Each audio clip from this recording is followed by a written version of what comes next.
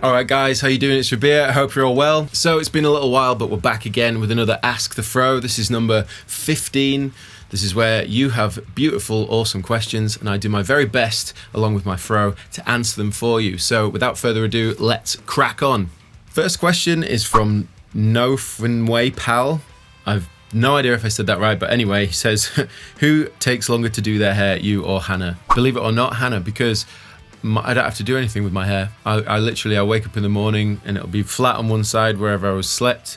You just kind of pull it out, do that, and then that's it. It's literally one of the main benefits of having this haircut is that it's so low maintenance. You don't have to do really anything with it. So I used to comb it a lot, but it became too spherical. I'm not really into that kind of like really spherical looking afro for me personally. So, but yeah, no maintenance whatsoever. So yeah, normally when we're getting ready to go out or something, I'll sort of set aside maybe an extra 45 minutes for Hannah to do her hair. Next question is from Paul Davis. Says, let's have a non-music question just for kicks. Okay. Says, what car do you drive? What car do you aspire to own? Do you even like cars? I'll answer that backwards. I love cars. I'm not a big, huge sort of petrol head or anything like that, but I do like cars. I like car design, and it's something that I can talk a bit about with people, so that's quite nice.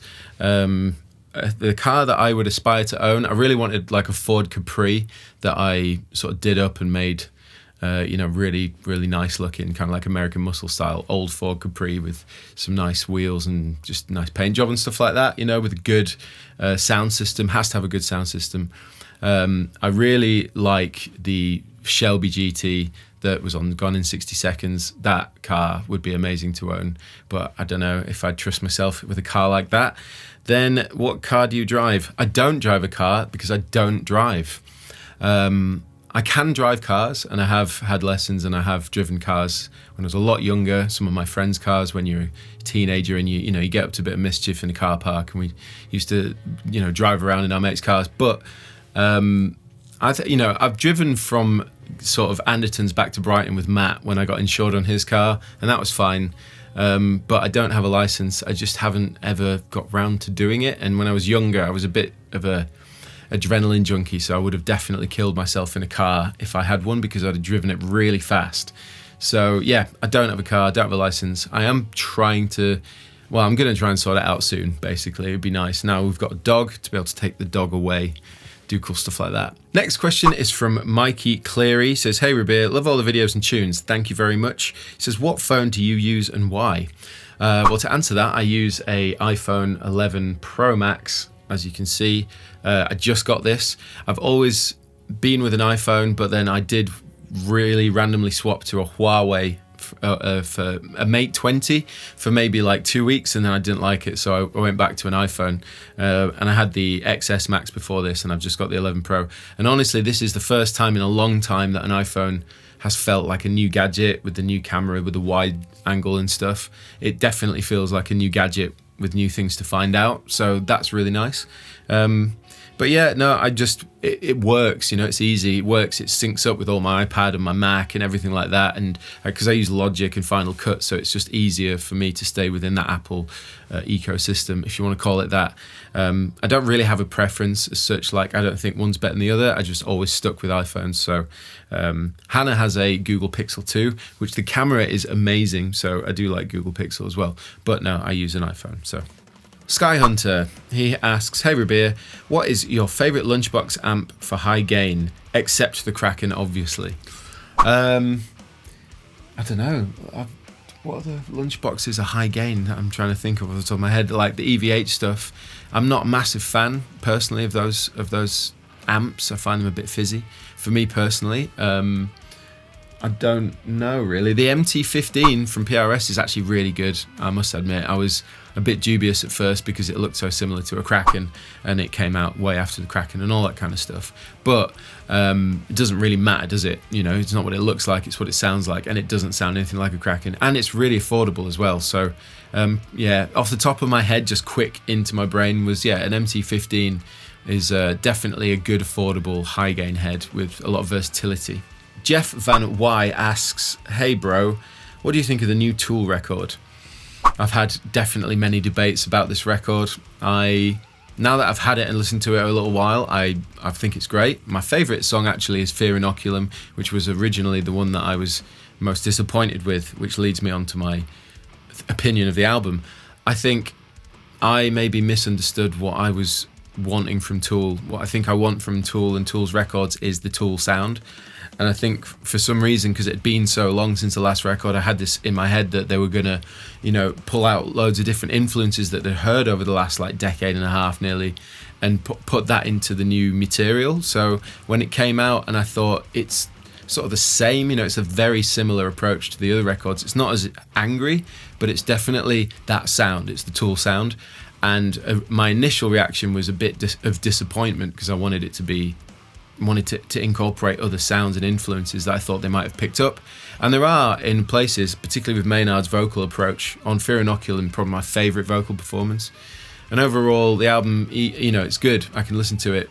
It's not my favourite album that they've done. 10,000 Days, probably, then Lateralis, and then Fear Inoculum for me. But you never know. They might have some other material up their sleeves that they might release soon that might sound different. That's my opinion of the new Tool record. If you haven't heard it, you should go and check it out, because it is very good. Next question is from Wajtas Guitar 1. Says, do you struggle with writer's block? Do you still struggle with writer's block after so many years of writing music? It comes in waves. I find that when I'm doing the stuff for the demos, the grinding gears stuff, I don't really struggle there, because it feels more function than for, purpose. If that makes sense. It's more for the function of the video than it is the purpose of me writing music and trying to do something different and original and that kind of thing. I definitely applied a bit too much pressure to myself when it came to writing the Tosca material, especially the more recent stuff we've been writing again, because I wanted it to stand apart from the older stuff, and I couldn't. Everything I was sort of writing sounded a bit samey to me, so I had to give it some time. And the new material, obviously it's always going to sound like Tosca, because we have a sound together, but I'm trying to approach it a bit differently and take it a bit easier and just kind of chip away at the block, just add bits here and there. But I haven't really struggled with a bad writer's block for a fair few years, and I think that's more because of the variation of music that I'm listening to. Maybe that I'm busy all the time doing stuff, so I'm kind of keeping my brain engaged with all sorts of stuff, maybe.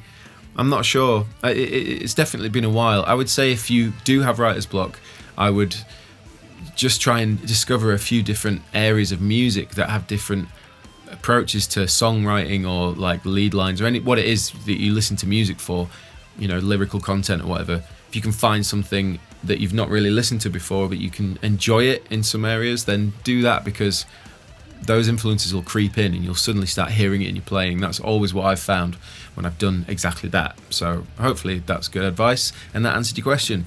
Next question is from Tom Michael. Says, hey man, would you ever consider recording some blues tunes? You're such a funky player and it would be killer to see/hear. Thank you very much. To answer your question, definitely one day I'm going to crack out the Strats, the Tellys, the classic guitars, and just do blues funky rock stuff. Jam band kind of stuff, maybe slightly fusion, because I love all that kind of stuff. And when I jam it, it's most of the time it doesn't get captured because it's spur of the moment. But I love that kind of stuff. Chris Hardwick is a fantastic drummer, really into that sort of fusion tight style. I love jamming with him when we did the last Universal Audio thing. So someone like that would be really fun to jam with, push me in a different direction. But yeah, eventually, at some point when I've had my fill with heavy music and time signatures and all that kind of stuff, I'll probably go ahead and chill out and play it'll still be dirty, because that's the kind of music I like, but in that bluesy kind of jam band style, that would be wicked. Next question is from Michael Samark. I hope I said that right. It says, hey Beer, hope you're doing well, enjoying the new studio. I really like your ambient playing and was wondering if you could tell us some of your biggest influences in that style. Trying to broaden my horizons. Cheers. Thank you for the question. Thank you very much for the kind words. I think mainly that came from...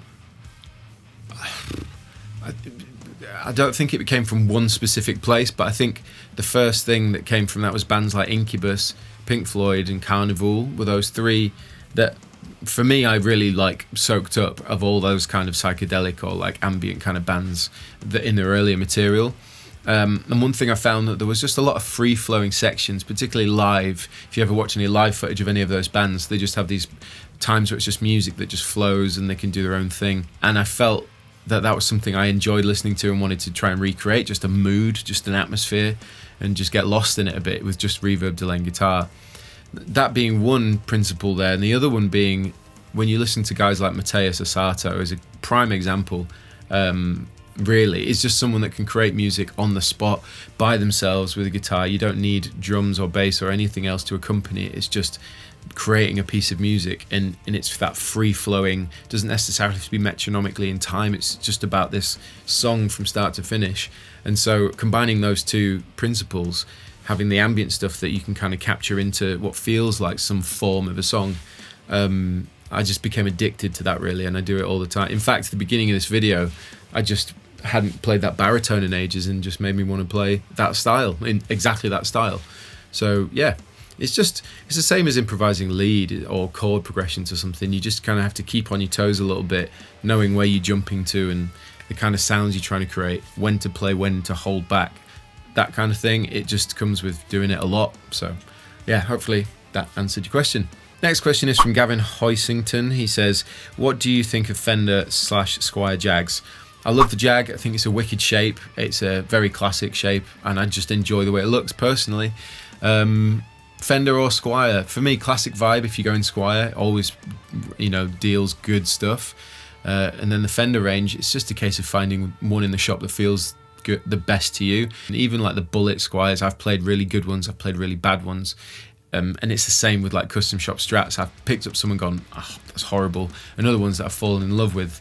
And I think it's just the way that, Fender's art. It's just one that feels right to you. So Fender or Squire, Jags in general, I think they're wicked. Next question is from Jasper Farlow. Hi Rabea, what's the best set you saw at Arctangent this year?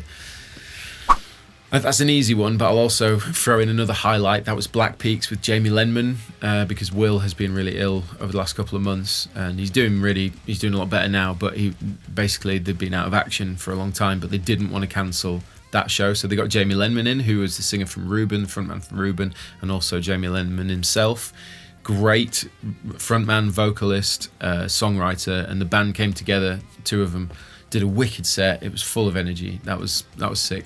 But honestly, the best set was Meshuggah. I've never seen them before, and that's the first time I'd seen them, and I was just like, how on earth are you guys that tight? And that it just sounded so powerful and so intense and dirty, and just like, we were just stood there the whole time, just like an onslaught in the face with just the most brutal metal, like polyrhythms and just double kick and just the dirtiest tones.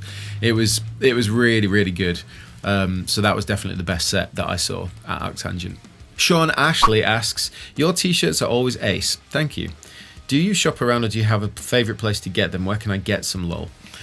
Sean, it's probably a good opportunity to sort of soft launch what I'm basically doing is collaborating with a bunch of different designers and with a design company that my friend Ali works with called Allotment, and we're going to be bringing out a range of different t-shirts. It's not Rabea merch at all. It's it's my sort of the things that I like and things I've worked with on with people to collaborate on some cool designs. And I just rather bring out because thing is, people, to answer your question, ask about the t-shirts I wear. I don't think I have a particularly great taste in t-shirt. I just pick a t-shirt that I see and I'm like, yeah, that's a cool design, I like it. Because I don't always like wearing the brand t-shirts all the time. I like to just grab stuff that looks cool, it's a cool image. There's a shop in Brighton called Get Cutie where I normally get my t-shirts from. But that inspired the idea that actually, what if I was to just design a load of stuff that when I look at and go, if I saw that in a shop, I'd buy it and I'd wear it, because then essentially that's what people are commenting on, is the types of t-shirts I choose to wear. So I'm going to be bringing out a bunch of t-shirts, a range of t-shirts, hoodies, different merch stuff over the next, from going forward. It'll be properly launched very soon. But it was a good opportunity to mention it, that yeah, I'm going to have my own merch, but it's not Rabea merch. It's just cool pictures on t-shirts that I've worked with designers to create. Garrett Romero asks, do you think you will ever start skating again? To answer that, I did a few months back in summer. Then I fell and fractured my elbow. So yeah, that's not going to happen anytime soon again, to be honest. I love skating. I really enjoy it. It's like the thing I loved before music, and I wish I could carry on doing it, but I can't. Skateboarding for me was just like the most important thing before anything else, you know, in things I was interested in. And I got really good with my mates, and we did loads of stuff for years, and even skated competitively a couple of times, and it was just awesome. Then I did all the leg injury, then I got into guitar, and then, you know, years have gone by, weight was put on, weight was lost, all that kind of stuff. And so I got back into it for real, like this summer, and I didn't even film any of it because I went down to the park, the Level skate park in Brighton, and just got a load of my tricks back, to be honest. Loads of cool stuff. And then just not only that, park skating, having a flow around the whole park, you know, being able to do it all and not fall off every time you try something. It got to that level whilst I had a fractured elbow, because I didn't know I'd fractured it, because I didn't go to the hospital for 8 weeks. I just wore a elbow pad. But then all my friends and family gave me a load of grief because, well, rightly so, because I should have gone and got it checked, and I shouldn't really be skating because my career is, you know, playing guitar. So if I break my hands or my wrist, I'm screwed, you know, for earning a living and actually doing what I love. So I really do have to just stop trying to skate. I'm not the smallest guy, so when I fall, it's a lot of force. Even though you do learn how to fall skating, it's just not sensible for me to do it. So I'll remain a fan and I'll always follow it, but I don't think I'll be doing it properly anymore. Okay, well, there we go. There were some awesome questions that time. Thank you so much to all the people that asked the questions. If you do have any questions and you want to ask them, and I'll do my best to answer them, put them in the comment section below. But as always, I've really enjoyed doing these. It's really fun to kind of connect with you people and answer questions you've got. So yes, let's keep it going. That was Asta for a 15.